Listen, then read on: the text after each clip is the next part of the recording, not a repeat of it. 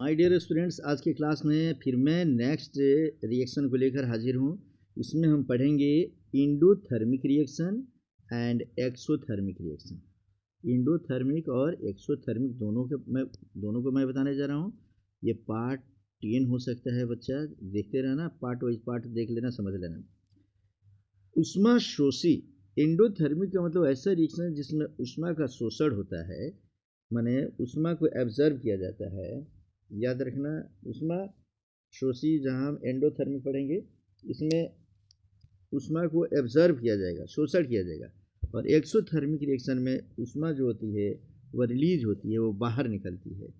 Detail से पढ़ते हैं। यहाँ पर कहता है इसमें से कि इंडोथर्मिक रिएक्शन क्या है। तो इंडोथर्मिक रिएक्शन के बारे में जानेंगे। अ केमिकल रिएक्शन, ऐसी रासायनिक अभिक्रिया which proceeds with the absorption of heat energy is called an endothermic reaction। अर्थात वैसी रासायनिक अभिक्रिया, ऐसा केमिकल रिएक्शन जो प्रतिक्रिया के बाद, आफ्टर रिएक्शन, ये करता क्या है, प्रतिक्रिया के साथ साथ ही यह उष्मा का, हीट का शोषण करता है। शोषण माने एब्जर्व करता है। तो ऐसे रासायनिक समीकरण रिएक्शन को, केमिकल रिएक्शन को हम उष्मा शोषी अभिक्रिया या एंडोथर्मिक रिएक्शन के नाम से हम जानते हैं। जरूर लिखेंगे एंडोथर्मिक, हिंदी इंग्लिश दोनों मिला के पढ़ोगे बच्चे तो इस तरीके से पूरा समझ में आएगा। माने जब हम कोई रिएक्शन कराएंगे और उसमें हीट जो होता है वह एब्जर्व हो, तो उस स्थिति में उसको हम कहते हैं, माने उष्मा का शोषण हो, तो हम उसे कहते हैं एंडोथर्मिक रिएक्शन। जैसे एग्जाम्पल मैंने लिखा कि जब नाइट्रोजन, ये हमारा नाइट्रोजन हो गया बच्चा, ऑक्सीजन माने ये हो गया O2 से रिएक्शन करता है, ये अभिक्रिया करता है, तो नाइट्रस ऑक्साइड मतलब NO, एक होता है नाइट्रिक ऑक्साइड, एक होता है नाइट्रस ऑक्साइड, तो ये नाइट्रस ऑक्साइड बनाता है। और ये लिखेंगे यहाँ 44 किलो कैलोरी उष्मा का शोषण करता है बच्चे, याद रख लेना। माने जब भी कोई रिएक्टेंट्स हो, जब भी कोई रिएक्टेंट क्यों ना हो बच्चे, अगर इस रिएक्टेंट्स में मान लो ए और बी को हमने रिएक्शन कराया, दोनों को प्रतिक्रिया करा रहे हैं बच्चे, ये रिएक्टेंट हो गया हमारा, और यह उष्मा का शोषण करे। मानो कि किलो कैलोरी या क्या किया उष्मा का, यह एब्जॉर्प्शन करता है, माने शोषण करता है, लेता है, तब ये कोई प्रोडक्ट बनाता है, तो उसे हम कहते हैं उष्मा शोषी अभिक्रिया या एंडोथर्मिक रिएक्शन। अगर इसी माने ये मिलेगा तब हमारा क्या बना देगा, मान लो कि हमारा ए बी बनाता है या कोई भी चीज़ बनाता है बच्चे, अगर ए प्लस बी को इधर रखेंगे और प्लस क्यू को उधर हम दूसरे तरफ भेजेंगे, तो दाहिने तरफ लिखेंगे तो यह माइनस क्यू लिखाएगा, ये हटा देंगे दाहिने तरफ जाएगा तो माइनस क्यू किलो कैलोरी होगा, और इस साइड में रखेंगे तो प्लस क्यू किलो कैलोरी होगा। और आसानी तरीके से, आसान से इसको हम भाषा में बता रहा हूँ बच्चे कि हमने कहा कि जब नाइट्रोजन, ये हमने रख दिया, नाइट्रोजन का रिएक्शन जब हमने ऑक्सीजन से कराया, तो उस स्थिति में इसको 44 किलो कैलोरी, डायरेक्ट ये रिएक्शन नहीं करेगा, जैसे इसमें 44 किलो कैलोरी एनर्जी, जब वो हीट इसको मिलेगा बच्चे, ये शोषण करेगा, एब्जर्व करेगा, तब बनाएगा नाइट्रस ऑक्साइड। बैलेंस करने के लिए इसमें भी 2 और इसमें भी 2 है, तो हम यहाँ 2 से मल्टीप्लाई कर दिए। N2 को लिखेंगे हम लोग नाइट्रोजन, O2 को लिखेंगे हम लोग ऑक्सीजन, ये ऑक्सीजन हो गया, और यह हमारा क्या हो गया, हीट हो गया। इतना हीट क्या कर रही है, एब्जर्व कर रहा है। इतना याद रखेंगे, यह हीट क्या कर रहा है, एब्जर्व कर रहा है, माने ले रहा है। तो हीट एनर्जी इतना एब्जर्व ये किया, तब हमारा बना क्या, नाइट्रस ऑक्साइड, हमारा बन गया नाइट्रस ऑक्साइड। तो इस तरीके से बच्चे हम इसको पढ़ लेते हैं। उसी प्रकार हम और भी इसको लिख लो तुम लोग। इसी प्रकार अगर हम इस 40 किलो कैलोरी को अगर हम इसके दूसरी तरफ भेज दें, तब हम इसको लिखेंगे कैसे, यहाँ ध्यान दो। अगर ऐसा भी कोई इक्वेशन दे तो सेम इसको भी हम एंडोथर्मिक ही समझेंगे। क्या लिखेंगे, जैसे N2 को, माने नाइट्रोजन को हमने ऑक्सीजन से रिएक्शन करा दिया, और यहाँ देख लो 2 नाइट्रस ऑक्साइड बनाए थे, तो -44 + 44 इधर आएगा तो क्या हो जाएगा, -44 किलो कैलोरी। ऐसा लिखा रहेगा तब भी हम समझ लेंगे कि यह एंडोथर्मिक का है। या अगर N2 + O2 नाइट्रोजन को ऑक्सीजन से रिएक्शन कराने पर ये -44 को इधर लाएंगे तो हो जाएगा +44 किलो कैलोरी। तब इधर लिख देंगे नाइट्रस ऑक्साइड बना देंगे यहाँ, तो ये भी हमारा होगा कौन सा रिएक्शन बच्चों, ये भी होगा एंडोथर्मिक। उसी प्रकार यदि कार्बन को, फिर से मैं ये लिख लूँ रोक कर, अब लिखो कार्बन को हमने रिएक्शन करा दिया किससे, सल्फर से, तो ये डायरेक्ट रिएक्शन नहीं होता बच्चे।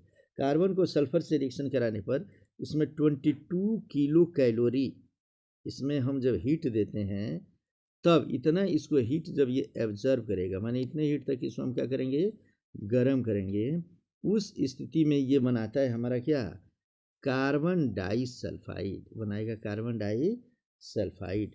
बैलेंस करने के लिए हमने यहाँ 2 लिख दिया, यहाँ लिख दिया हमने कार्बन, यहाँ रख दिया सल्फर, और दोनों जब मिला तो क्या बना, कार्बन डाइसल्फाइड। इस तरीके से ये हमारा हुआ बच्चे एंडोथर्मिक रिएक्शन। एंडोथर्मिक रिएक्शन जब हो जाता है तब हम पढ़ेंगे ऊष्माक्षेपी अभिक्रिया।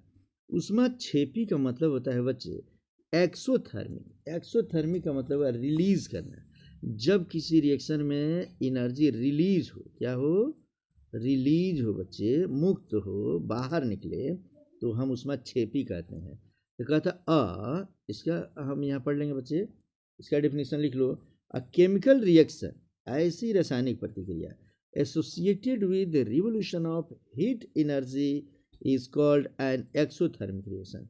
माने वह रासायनिक प्रतिक्रिया जो क्या करे जी, हीट एनर्जी को, माने क्या करे, एसोसिएटेड विद रिवोल्यूशन, मतलब वह एनर्जी को रिलीज करे, बाहर करे, मुक्त करे, तो उसे हम कहते हैं ऊष्माक्षेपी अभिक्रिया या एक्सोथर्मिक रिएक्शन। यहाँ समझेंगे, कहते हैं कि वैसी रासायनिक अभिक्रिया केमिकल रिएक्शन लिखते हैं जिसमें प्रतिक्रिया के फलस्वरूप, माने आफ्टर रिएक्शन ऊष्मा उत्पन्न होती है, ऊष्मा उत्पन्न होती है मतलब मुक्त होती है, बाहर निकलती है, तो उसे हम ऊष्माक्षेपी अभिक्रिया या एक्सोथर्मिक रिएक्शन कहते हैं।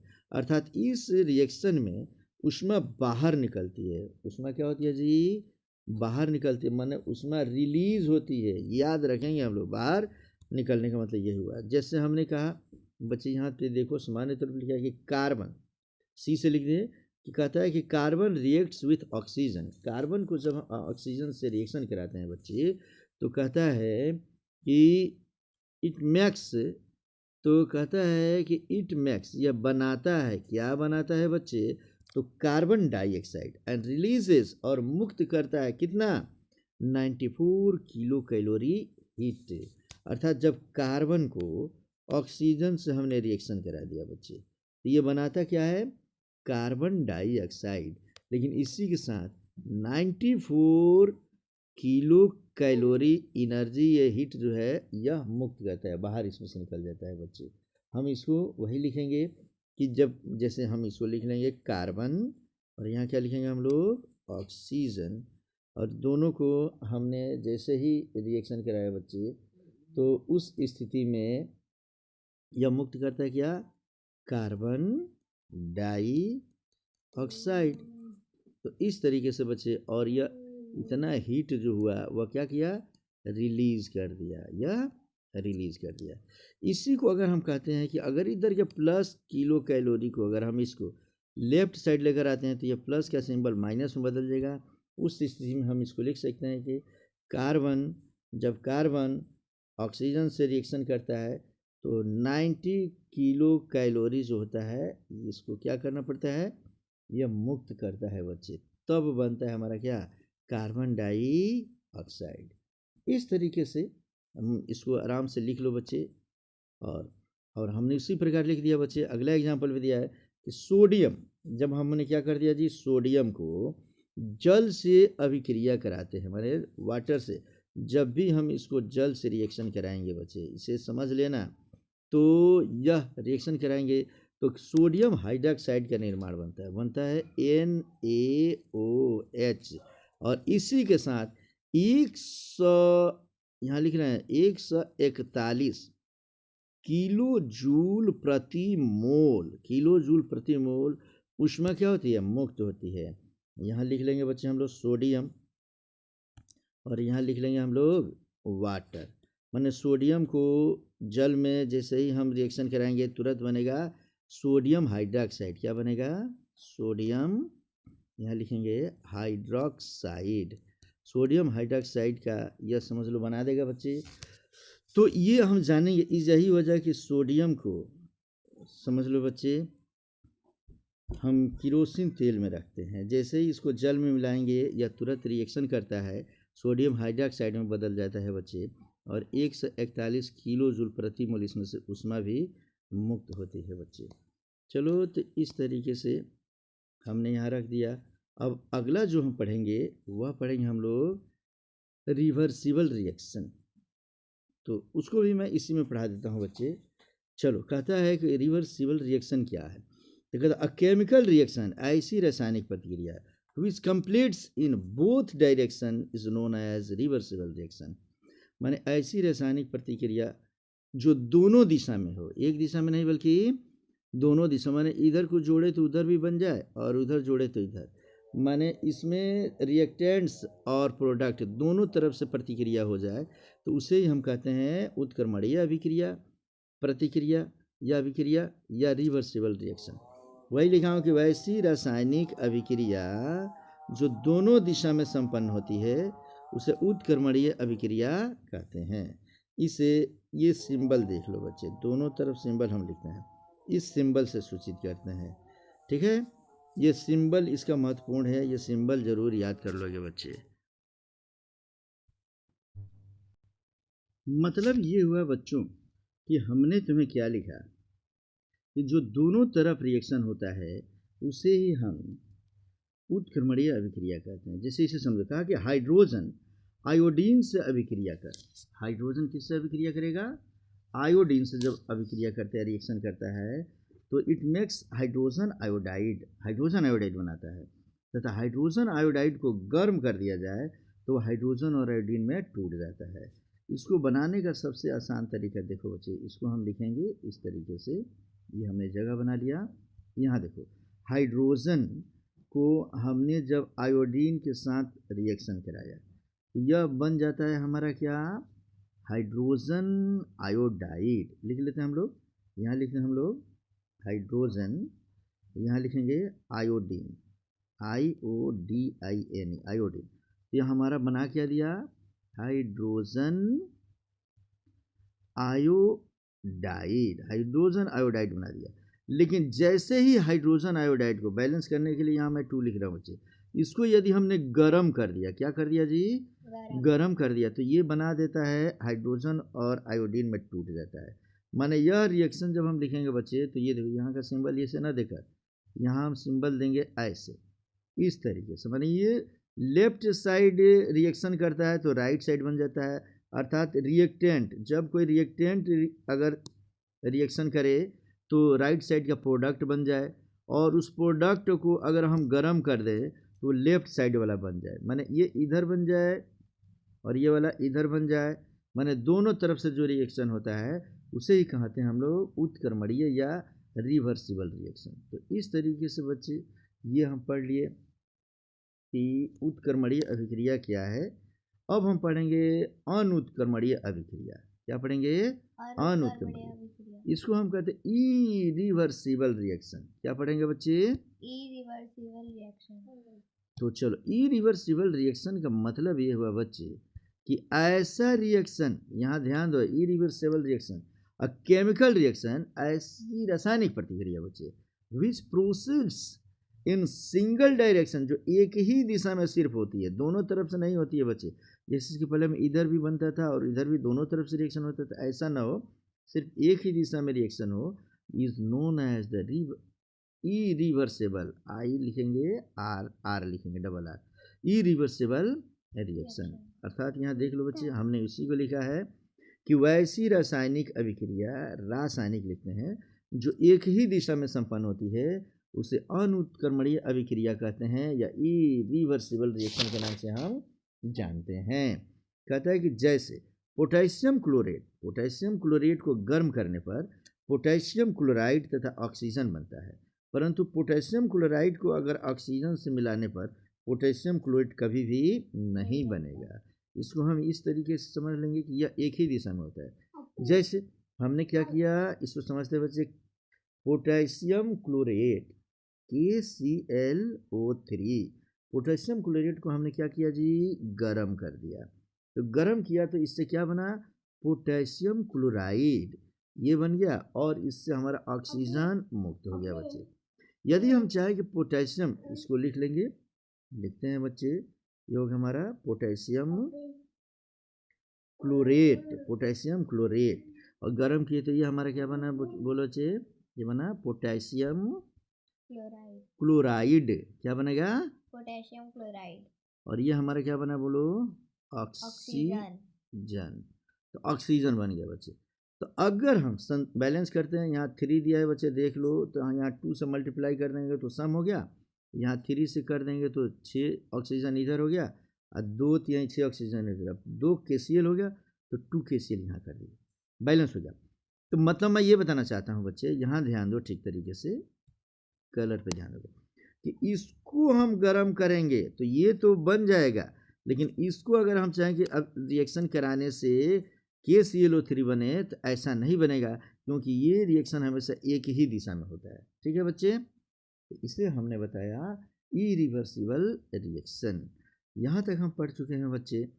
तो एक मात्र और इसमें पढ़ाऊँगा तुम्हें, और उसके बाद हम अगला इम्पोर्टेंट मैं रिएक्शन बताऊँगा। वह रिएक्शन इसमें हमारा जल अपघटन अभिक्रिया। कौन सी अभिक्रिया, जल अपघटन अभिक्रिया। इसको हाइड्रोलिसिस रिएक्शन के नाम से जानते हैं। क्या बोलेंगे बच्चे, हाइड्रोलिसिस रिएक्शन। हाइड्रो जहाँ भी लग जाए समझ लो कि उसमें जल का मात्रा होता है। हाइड्रो जहाँ भी लगेगा उसका मतलब क्या समझेंगे, जल की मात्रा, मैंने जल की उपस्थिति में। तो व्हेन एनी वीक एसिड, जब भी कोई कमजोर एसिड जो होता है और बेस, या कमजोर कोई बेस हो, माने अम्ल हो या क्षार हो, reacts in the presence of water, पानी की, जल की उपस्थिति में अगर प्रतिक्रिया करता है, and makes acid and base, और तब यह कोई अन्य एसिड और बेस बनाता है, that is known as hydrolysis reaction. तो उसे ही हम हाइड्रोलिसिस या जल अपघटन अभिक्रिया। जल अपघटन माने, जल अपघटन माने टूटना।